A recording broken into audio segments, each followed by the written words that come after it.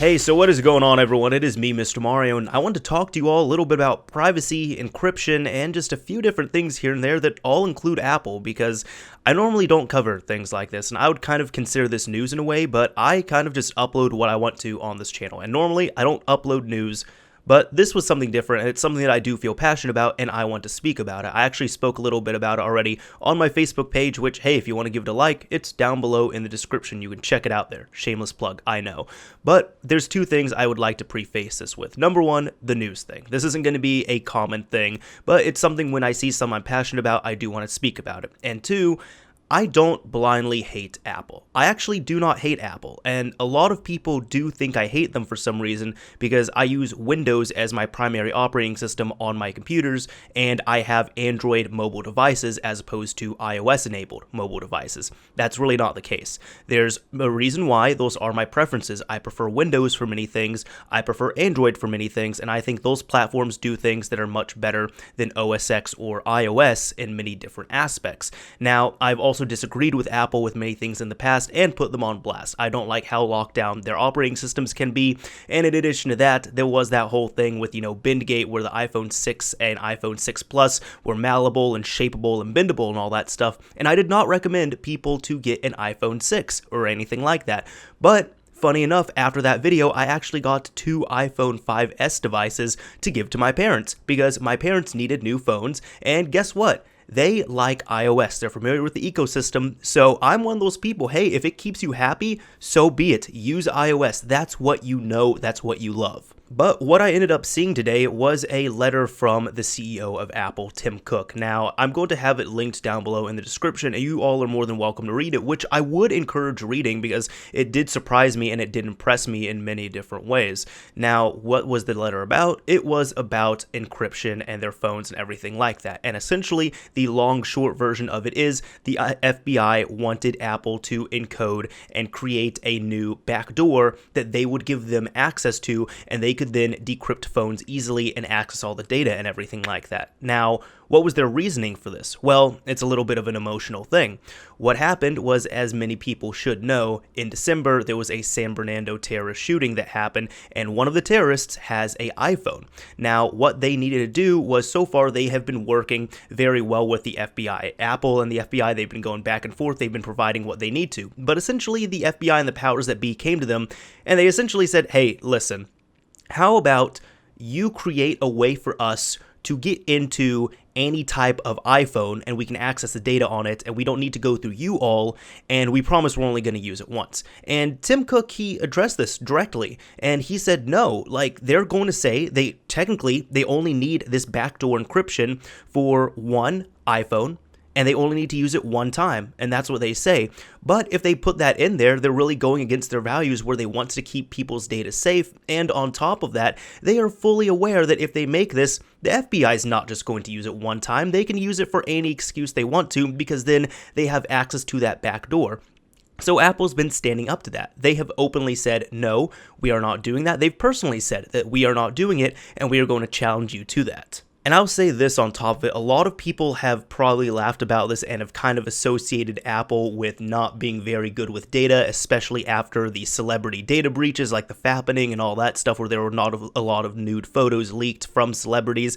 That was a different thing. Now, that was not an encryption problem. That was more of a end user problem with people having, those guesses and all that for your most common questions and everything like that. That was more social engineering, not so much hacking. The encryption was there, and iCloud has been proven to be strong and the data itself is secure. It's just how much the end user themselves secure it, and it has been shown time and time again that using a question answer system is not secure. Now, to me, this shows two things. One, Apple really does care about its user base. I mean, that's what it's going to promote, and that's what it's going to try and appeal to, and they know that people are paying a lot of money for these services, phones and everything like that, so they better expect, Apple to live up to their promises and everything. But second, it also showed me that Apple is not going to try and, weasel something into there or anything like that, and they are going to tackle this problem head on.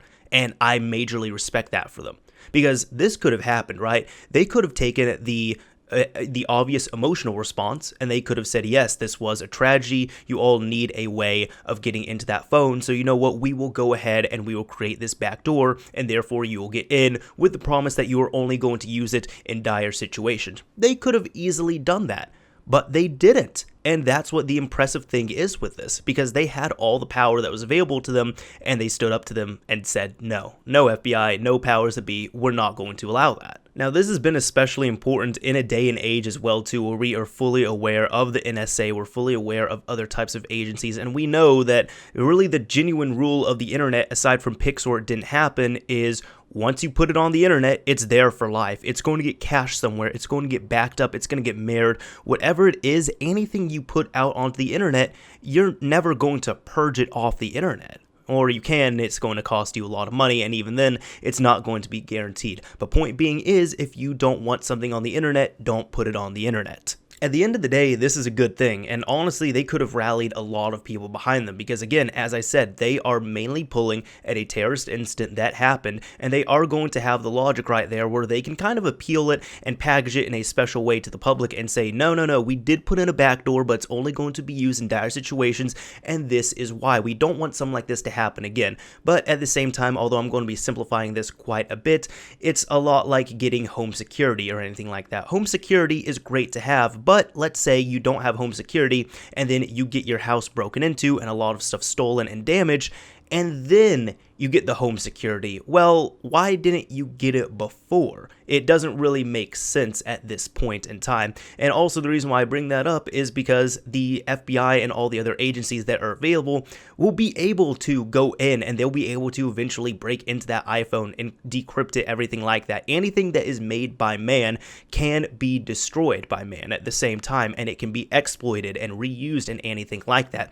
They just wanted a easier, more efficient way to get in there, but at the cost of a major security loophole within iOS. And honestly, what's cracked me up about this at the same time is that you have a lot of people that are saying, oh, well, that's fine if they need to get these people, you can go ahead, create these backdoors and all that stuff. And a lot of people are pushing back and fighting against encryption, which encryption is supposed to be a good thing. It's not going to be a bad thing. Most of these people are saying, I don't have anything to hide, so I don't care about encryption. But honestly, not caring about encryption makes as much sense as not caring about freedom of speech because you don't have anything to say. If you're not going to use it, it's still good to have there because it has been shown that we are going to be needing it here soon for really almost anything. Plus, on top of that, I've mentioned this to some of my friends personally, but the thing that makes me laugh as well too, which is a little bit more dire, is that it's been shown in the past few terrorist attacks that a lot of the communication was done over unencrypted text messages. So then when these companies and these entities and all that are coming in and saying, we need access to backdoors for encryption and everything so we can decrypt these encrypted devices.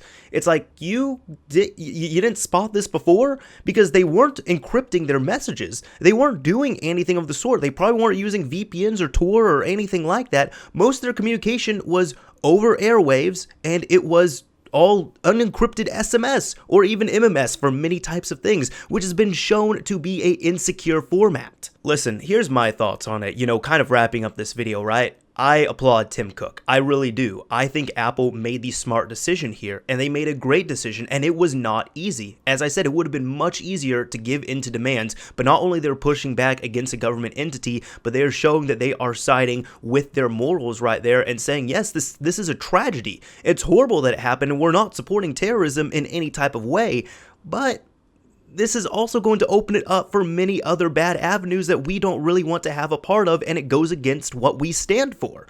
And that, to me, is what's more impressive with this company. Honestly, is it going to make me switch over to iOS? No. Is it going to make me go out and buy an iMac and use OS X permanently?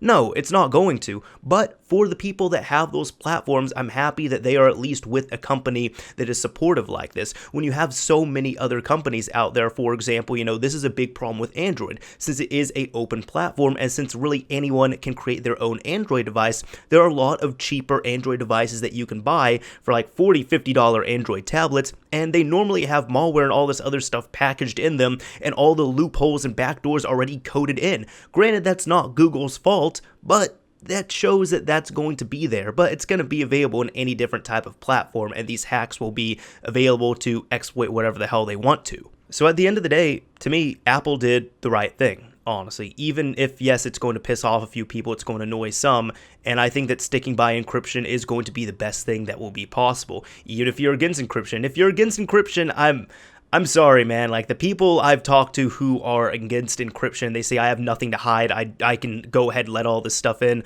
I can't convince you. I mean, I can't show you the logic. I'm sorry. But let me know what you all think of this, because as I said, I don't cover stuff like this too often, but at least with things like this, I'm quite passionate about, and I want to speak about it. Anyways, this is Mr. Mario signing off. Thank you all for watching, everyone.